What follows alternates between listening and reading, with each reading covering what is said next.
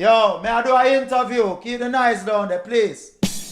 Musical memory. Driving to the country with my father. Him and my mother separated. When I go over daddy house now. Him love reggae music. He would have him 6 CD changer. Bob Marley, Dennis Brown, Buju Banton. I remember in some of the lyrics them really hitting home. As a young youth I grew up in the church. Preacher man don't tell me heaven is under the earth. Usually I just tell people the short story, you know. But it really stemmed from me trying to find my identity.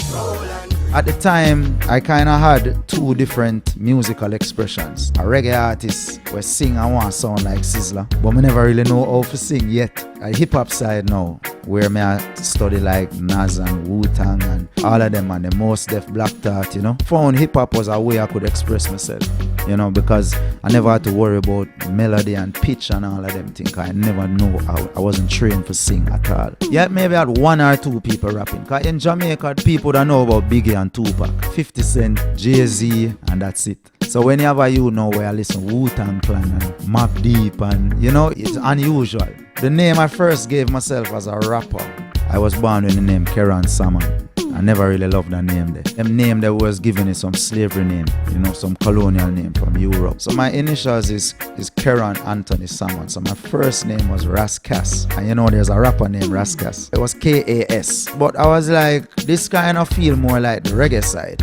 So I kind of use that name upon my reggae side. And then now I come up with a name. Alright, you know, like Wu-Tang, Raekwon would have him alias, where it's kind of based off of some Italian mafioso type name and them kind of thing like Tony Starks. Me they come up with the name Ronnie P. Clarks. It just did sound like one of them names that were the Wu-Tang man them would have. You know, but my name is Keran, so Ronnie, you know. But then now that changed to Ronnie P, just for short. Through Rastafari, I start to study ancient Egypt and Kemet. Oh, the P mean pyramid. So it was Ronnie Pyramid, and I have like multiple mixtapes out with Ronnie Pyramid name. Purely rapping mixtapes. You can probably find it if you Google it right now. You had a little hip hop scene, an underground scene, but it was like a small group of us.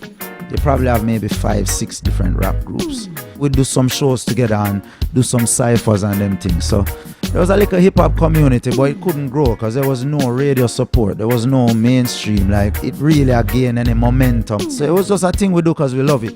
But at the same time, I'm at home recording and developing my reggae side. Small setup, not no professional thing. Me used to buy like some cheap microphone so I can practice. As a Rasta youth, find Rastafari, wanted the African name. You hear like Mouta Baruch and you hear all these people with these African names. I literally went online because it's not like our generation kind of learned Rastafari through the music and through reading and getting information. It's not like you grew up in a Nyabingi house or you grew up in Bobo Shanti and then give you a name. So I found Kabaka, it means king in Uganda. Even though it means king, it found it on a site with African names. So I was like, I like this as a name. Sizzla music is what guided me to Rastafari. So I always knew that music for me had to have that purpose. It don't even have to be Rastafari, but Rastafari is our way to find end result is consciousness.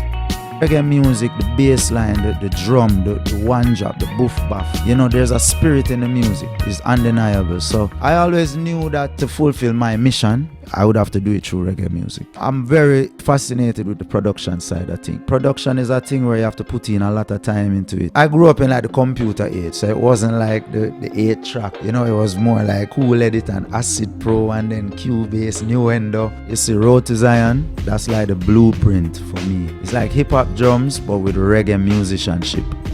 Reggae bass line, some little guitar or maybe a sample something. That reggae feel, that energy, and then we DJ over them beats. That's the formula for sure. I don't have a problem with bringing a little trap into the thing, you know. Add little elements. But you see, this is the foundation we're dealing with this song. We're using reggae music to carry the message of Rastafari around the world. You can't necessarily do that spiritually with the trap. It's a different energy. It's like a different culture. You know, and once you lose the culture, then people now go understand because them expect this kind of culture from Jamaica. Like it now connect. You know, you need the reggae foundation, the drum and bass. You know, songs like Red, Gold and Green. I want some more songs penetrating, like really cross the board, but still maintaining the identity. We got the Grammy, so it's an achievement, and any achievement we feel good and we celebrate it. It doesn't change you as a person, obviously. You know, people look at you different. Them look you in your eye different. career-wise, it's a whole different ball game. Last year we went to Reunion Island, we went to Brazil. I was supposed to go to Senegal in December. We also went to Morocco last year. That was the first time on the continent.